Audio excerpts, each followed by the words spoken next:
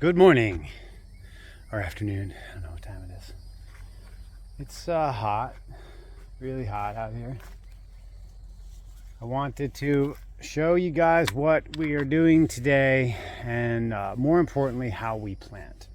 And I've talked to a bunch of people. I was talking to my buddy Jack about this. We just did a podcast the other day about how planting high is really, really important. And people don't understand the concept, it seems, or why we're doing it. So I figured I would focus on this right now because I've been doing a lot of consultations, and every time I go to someone's house for a consultation, I'm finding all of these trees planted way too deep. And we're having to pull trees up out of the ground, and people are frustrated, and they don't understand that when people are telling you to plant a tree at soil level, it's not Florida. They're talking about other places. So I just put 5 mango trees in the ground. I'm gonna spin the camera around quick. So I just put this in the ground. This is a P22. I'd like you to notice just how high it is. There's a solid 1 to 1.5 feet above ground level. Over there is Juicy Peach. Again, a solid 12 to 14, 15 inches above ground level. Over there is Sweet Tart. And when I say above ground level, I'm talking about the flare of the tree, the crown, right where these roots just start to come out of the trunk. I want that far above ground. Like there is a mountain there. I don't know if the video can, yeah, there we go. It is a solid 1 foot at least higher.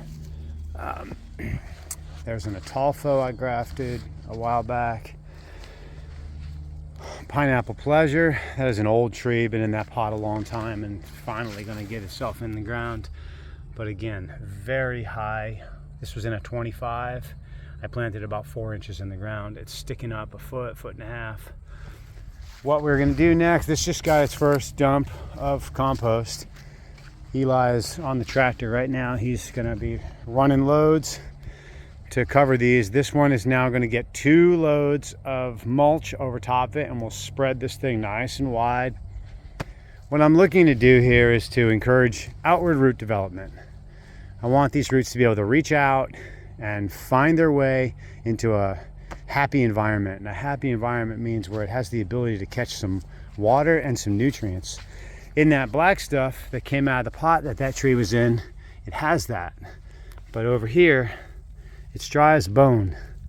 I have a very, very dry property, very hot, very dry.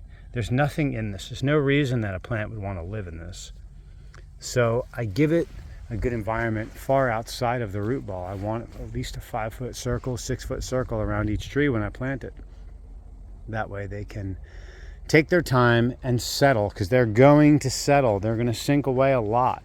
I promise they're going to sink away a lot. Every one of these trees is going to drop a good foot over the next 2 years. So if I don't want my trees sunk, I'm going to make sure I plant them super, super high. So this is the beginning of my grove, my mango grove, or the extension of my mango grove. We've got some of the best, some of the absolute most delicious varieties, how I feel about them. Atolfo, Sweet Tart, Juicy Peach, P22, Pineapple Pleasure. And back over there, I've got lemon meringue, orange sherbet. Back in the greenhouse, we've got Maha Chinook, another Sweet Tart, and a Pickering. And there's also a Big Edwards right here. Now I've got Sweet Tart, or not Sweet Tart, lemon zest up here in the nursery. This is lychee. This is sapodilla I just put in this year. This is BQ longan. This is Sri Kembangan starfruit.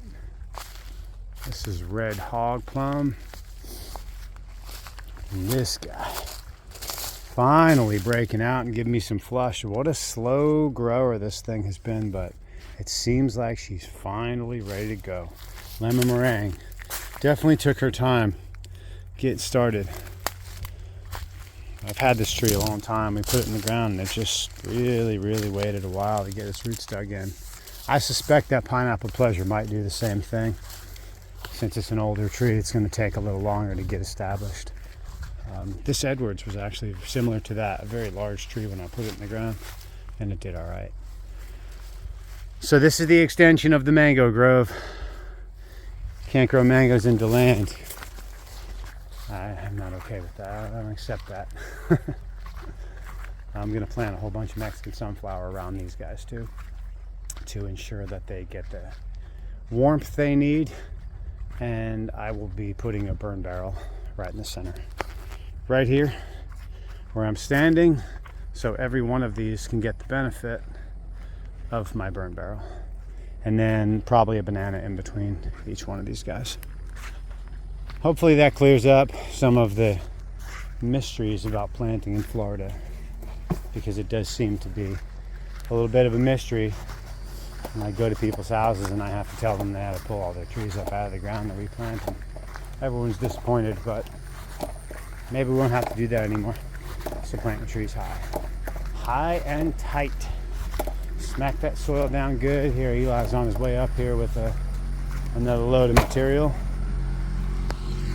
There he is. With the goods.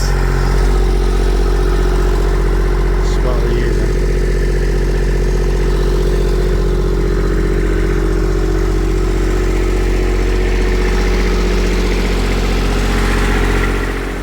Comes with the first load.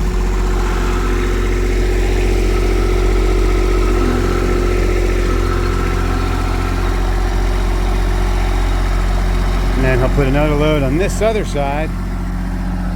I'll spread that around, and this tree is going to be very happy. So here they are, all finished. Loaded, lots of compost, lots of mulch. Nice mountains on each one. We got one heck of a nice rainstorm right after we got this done, so everyone's very happy. That is what they should look like. Practical joke high. And you watch them and see what they do. Till the next time, plant your trees high and tight. See you later.